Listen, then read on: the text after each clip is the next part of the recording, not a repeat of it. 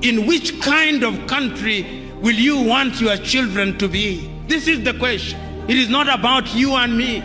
It is about them. This is intergenerational. After we have elected them, you'll then see them sending their arrows ahead. You'll see Bill Gates come and meet your president.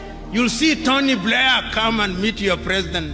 You'll see Macron come and meet your president. You'll see all of them. And then they will never admit, but they'll be told, if you want money in agriculture, behave this way. If you want money in this area, behave this way. They will never tell that to the Chinese. They will never tell that to the Indians. They will never tell that to the Vietnamese. They will never tell that to the Koreans. But in Africa, they tell us. That is why, as I speak to you now, under this new scramble, the IMF and the World Bank are back, telling you who to hire in your universities, what to sell and what not to sell. It is a sad situation. So today, as I look at Africa in that new scramble, the Chinese are here, the Turks are here, the British are here, the French are here, the Qataris are here, the Americans are here. This time round, they are so subtle that we don't even recognize them, but they control us. What are we going to do about it? In order to develop, we must do something. It has also been demonstrated that it can be done. I've traveled across this continent and I've seen that development is possible. You go to Rwanda now. They are demonstrating that it can be done. Go to Kigali now. See what they are doing in the health sector in their own small way. See how they are collaborating in the area of mobile telephony in their own small way. It can be done. I've been to Botswana and I've seen what they are doing in their own small way. I've been to Mauritius, see what they are doing in their own small way. And they do not have the resources that other countries have. And I'm giving these examples to say that indeed it can be done, and it can be done within the continent of Africa.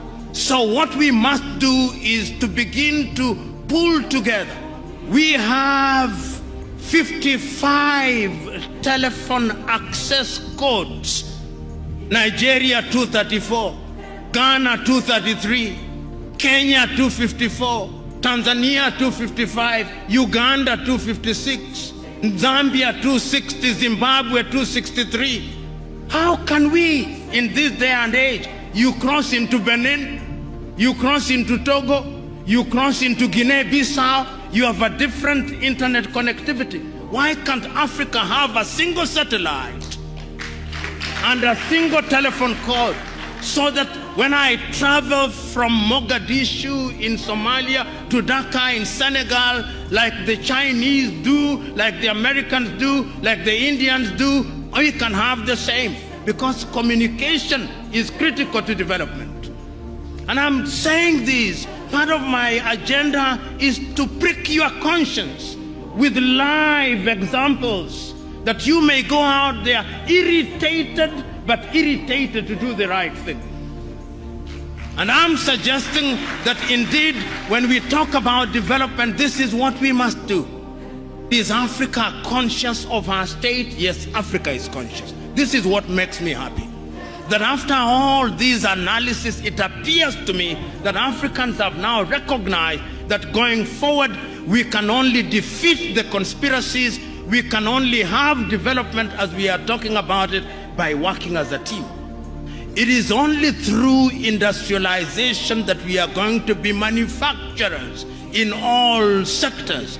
Make unity attractive. Because if you don't make it attractive, we will separate, and that will make us weaker. You are here, maximum 40 years, you will have gone upstairs. But after 40 years, in which kind of country will you want your children to be? This is the question. It is not about you and me. It is about them. This is intergenerational.